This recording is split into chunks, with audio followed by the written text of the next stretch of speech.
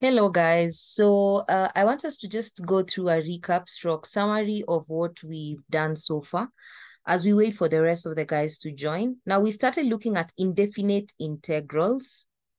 We looked at what an indefinite integral is.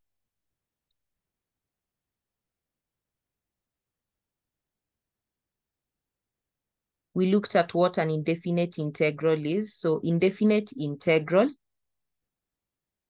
I said that if, let's say you have an integral from A to B of a function f of x dx, where the a and the b values are not given, or let's just say you have the integral f of x dx, where these limits are not defined, then that is an indefinite integral. And then we looked at a definite integral. When we looked at the indefinite integral, we say that if you differentiate, if you integrate a function f of x, then you'll get the integral of that function plus some constant c. Let's say, for example, here you had a function like x to power n dx. Then the integral of this would be x to power n plus 1 over n plus 1 plus c. Then for a definite integral, these are integrals whereby the limits of integration are defined. So there are some constants. Let's say AB, where AB are constants of a function f of x dx. So for example, let's say you're integrating from 1 to 2 of x squared dx. Then this would give you x to power 3 over 3, but there's no c. What we do is replace the limit of integration. So you know how to replace the limits.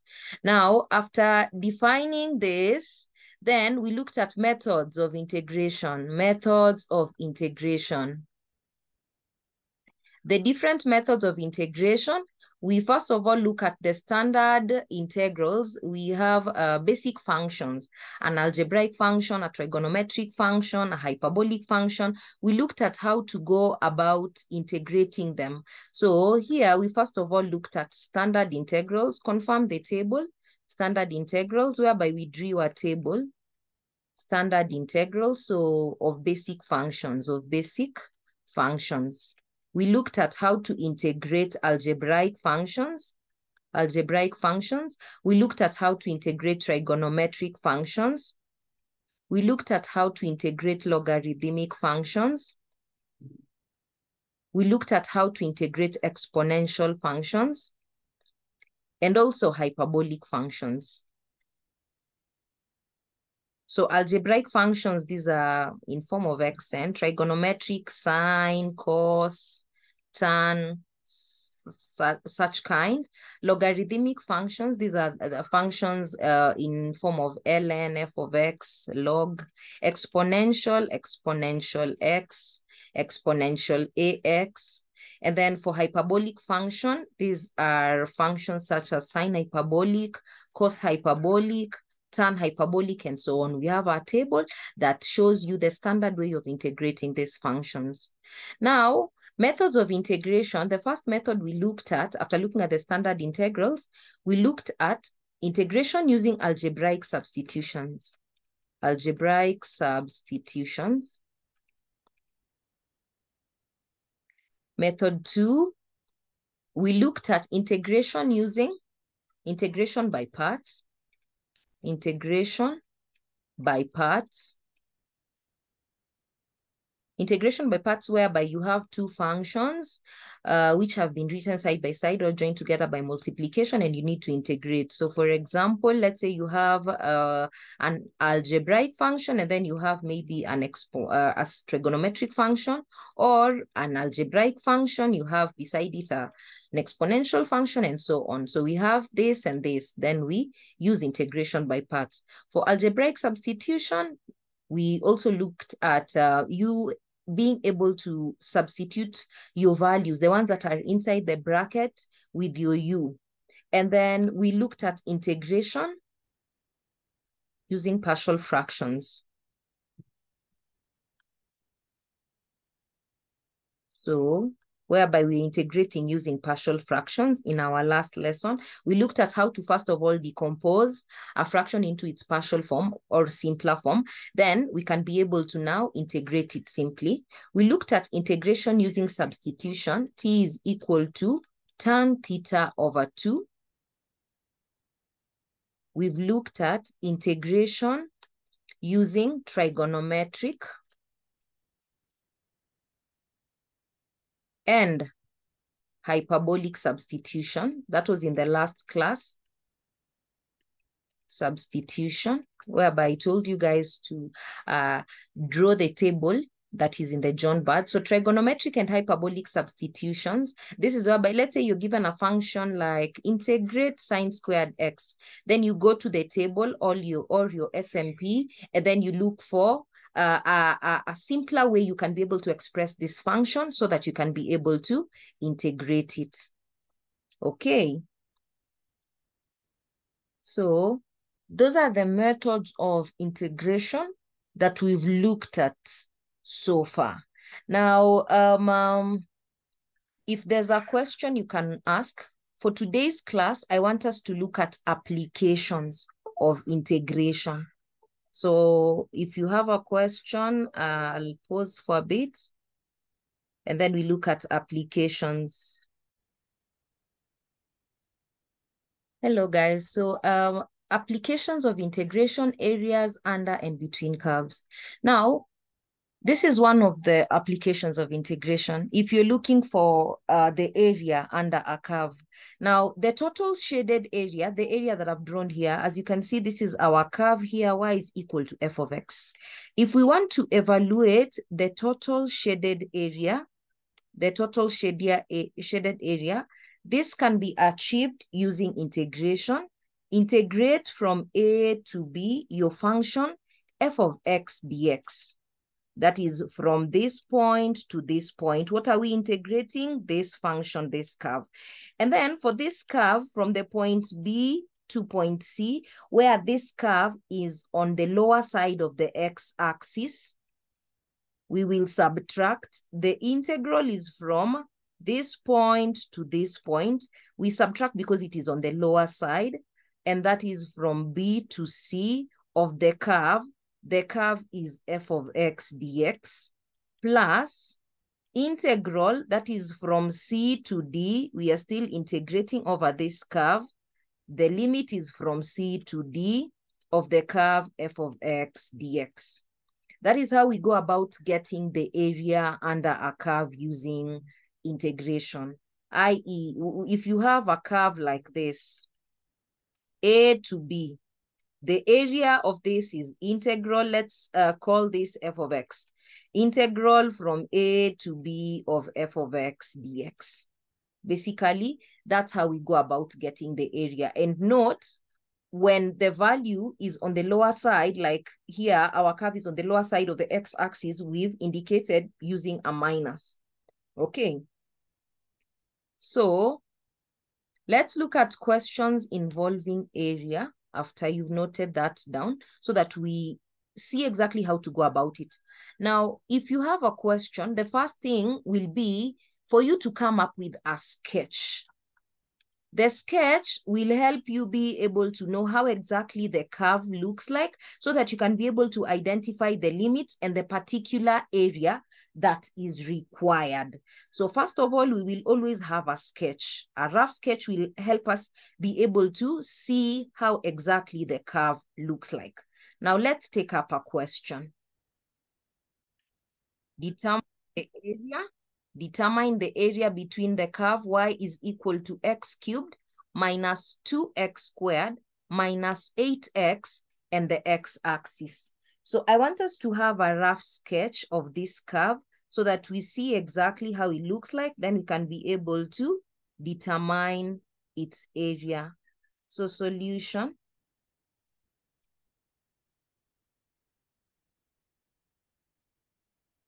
We have this curve, and then we have the x-axis. Now, the x-axis is obviously this. x-axis. And one thing you need to know, at the x-axis, the value of y is 0. At the x-axis, so note, at the x-axis, y is obviously equal to 0. Now, if y is equal to 0 at the x-axis, it means we can be able to find where these two curves actually intersect. We find the point of intersection where they meet. So we have y is equal to x cubed minus 2x squared minus 8x. And then we have x-axis, which is y is equal to 0. This is the x-axis. Let's find their points of intersection. Points of intersection. This is helping us draw the curve. So finding the point of intersection, we equate these two curves to know where exactly they meet. So I will have x cubed minus 2x squared minus 8x is equal to 0. That will help me be able to determine the point of intersection by equating these two curves. So equating them, let's find a solution. Factor out x, then we'll have x squared minus 2x minus 8 is equal to 0. So one of the solution is x is equal to 0. Then we have x squared minus 2x minus 8 is equal to 0. We solve this quadratic equation. So solving this quadratic equation, what are the values of x that we are going to get? Let's solve it together. So x will be equal to, solve it using the quadratic formula, we'll have minus 2 plus minus the square root of minus 2 squared minus 4 times a times c. So times 1 times minus 8. All this divided by 2 times 1.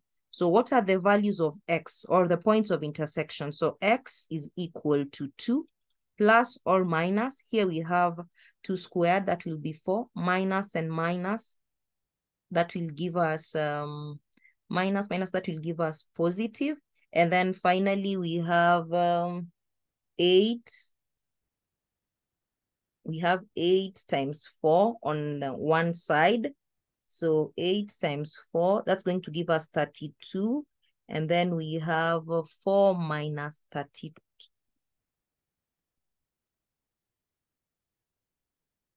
4 minus 32. So here we will have 6, all this divided by 2. So the values of x are 2 plus minus 6.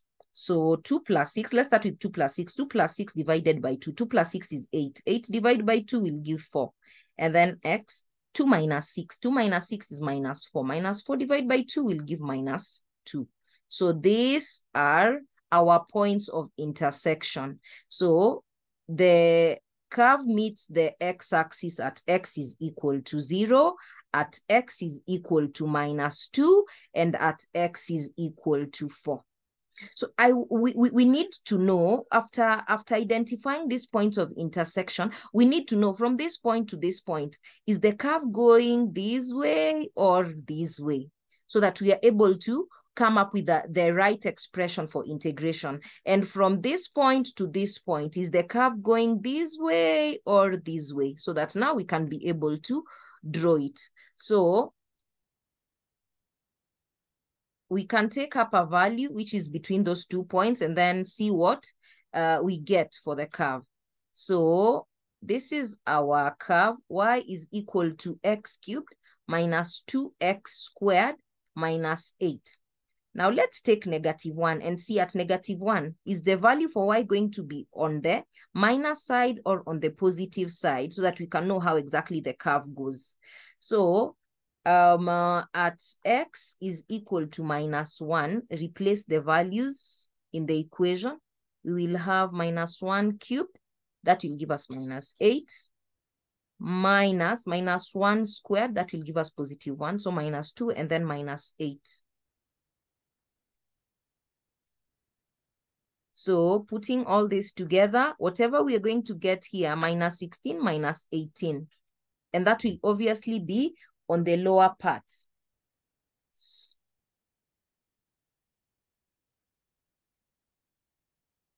So between this point and this point at,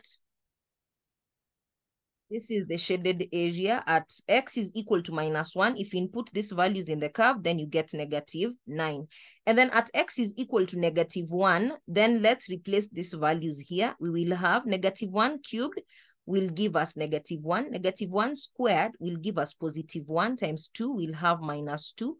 Then -1 replacing here, we will have +8. So what will this give? 8 minus 2 will give us 6. 6 minus 1 will give us 5, meaning the curve is going to go this way. The other one, we left out the x.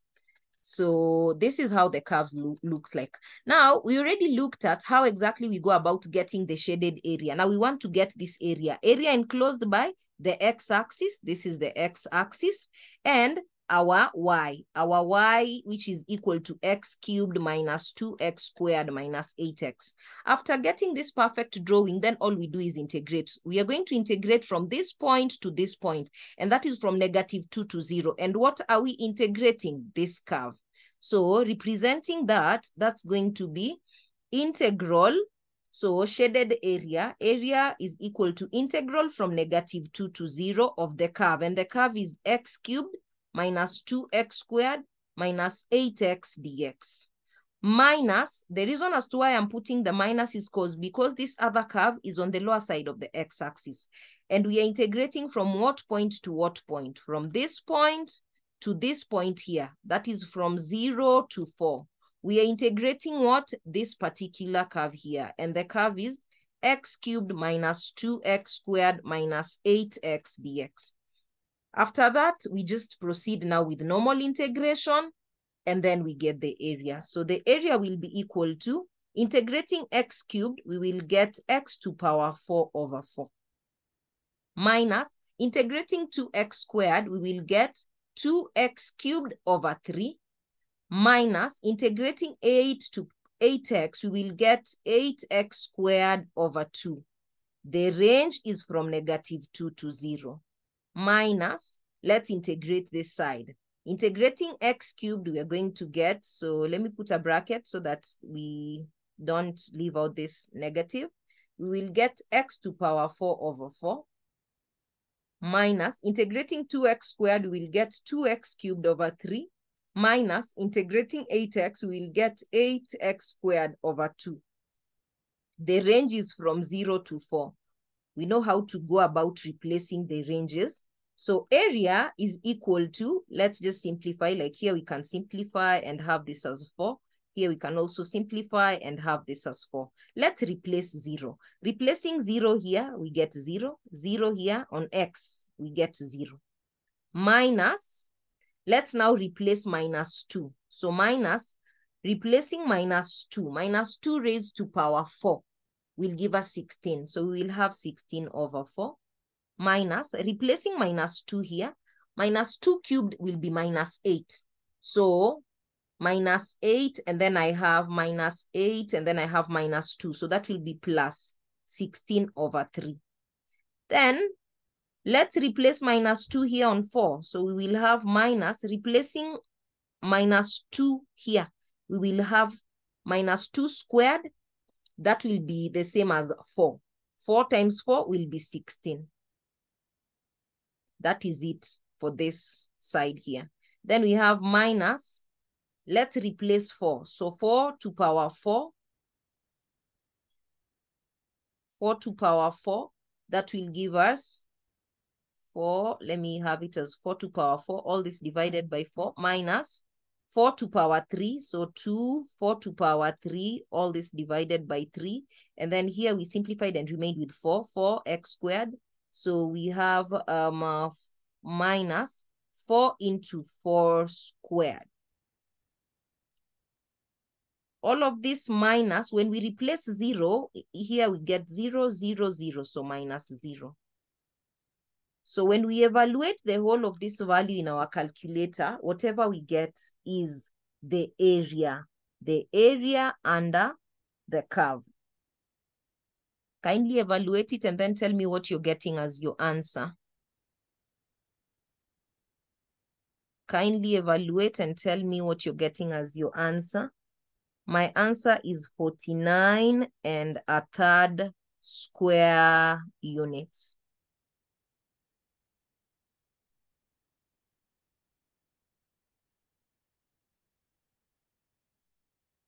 That is it. The session is going to end. Kindly rejoin using the same link. And then if you have a question, we will ask as you continue writing.